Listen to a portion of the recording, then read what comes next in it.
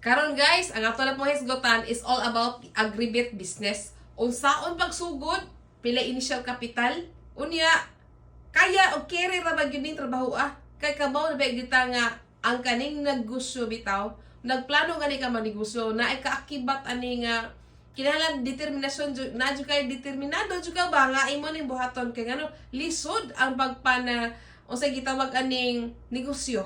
Lisod dinilalim ang kaagi sa mga negosyante. Mao na nga kung naa ka determinado ka buhaton ganahan ka, be sure nga ganahan jud ka tinuod, dili kay gana-ganahan lang. Now be sure nga ganahan ka tinuod jud ka nga ganahan aning negosyo. Kay dili lalim, bugat pa ni, bugat nga trabaho, usa pa mo pagawas kag dako ang kwarta, dako ang kantidad. Gamay ra kag ginansya, pero dako kag puhunan nga imong ipagawas. Tinuod na kana siya tinuod na sa mga negosyante can relate that. No? Tinuod jud kay na kanang mga kanang ginagmayay ba? Ginagmayay sensilyo. Grabe kag kadako ang nagpuhunan gipagawas pero sensilyo ra ang ginansya na. But anyway, kada tanan is still traditional business, still good.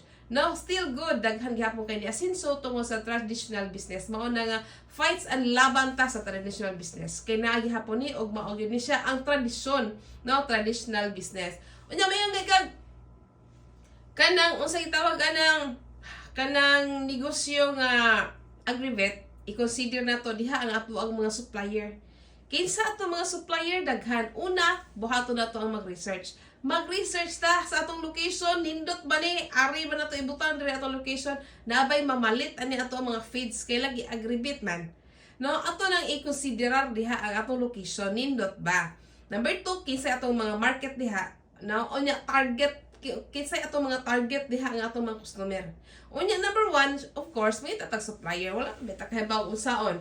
No, so mangita ta, mag-research ta. Asa man kinsa may ahente sa Bimig, kinsa ahente sa Pigrulak, kinsa may ahente sa Unipids, kinsa may ahente sa unsa pa na ubang brand diha. No, kanang Ultrapac, kinsa ahente ana. Kanang tanang mga ahente diha, daghan man kay sana na mga brand diha sa mga kanang feeds at mo kuan pa na imuha na kumbaga i-consolidate mo tanan. Mo market ka diha, may imuha pa nang mag-conduct survey unsay kusog diri nga unsay kusog karon asa sa location nimo unsa nga feeds ang kusog unsa man ang sunod, diba naman oy nag-top 1 ni, nag-top 2 ni, nag-top 3 ni kay og imuha nang kumprahon nga kuridas og ang gidaghanon lugi jud ka kay dili man na siya parehas na gini mag-top unya human ni palit ang imong gi-purchase diha daghan imong gi-level diha giparehas nimo lugi ka.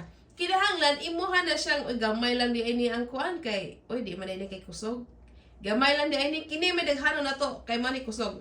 Mani kusog atong tanang silingan mao ni gigamit tanan sa imo ginang magkandak kag survey. Importante ayo jud pagpasagad kay dako kay kag buhian nga puhunan anang agribit business dako kay kag puhunan ana kay kada sako ana puting mahala. Mahal kayo ang feeds niya, pila ra ginansya nimo na kada sako gamay ra pero ang importante dia fast moving. Diha ba kam kaigo kay kusog ba kay na mangaon ang mga hayupan lupig ang tao ana mao na nga fast moving gyud tinora ang agribet business. Unya na ang ginansya gamay. Gamay lang gino ang kanatanang ginansya sa traditional business gamay ra gyud na. But kung mao na siya imuhang matapok tanan so diha na ta makaigo. No, so dili man gyud lalim tinuora gyud ang negosyo. Pero atong giampo ug atong pangkaningkamutan nga molambo ta aning negosyo. So ang tanan kung gusto ka una kay plano buhata kay og dili man buhaton ang kutob sa nahon na wala gyud. Buhata gyud tanan pa di ka magmahay at least you try. No, at least you try. So kung eager ka kung gusto mo buhaton buhata dayon. Ayan ang pagdugay-dugay buhata na dayon kay of course, uban ni pag-ampo. Ubanan na to sa pag-ampo tanan kay wala tay atuwa aning kalibutan.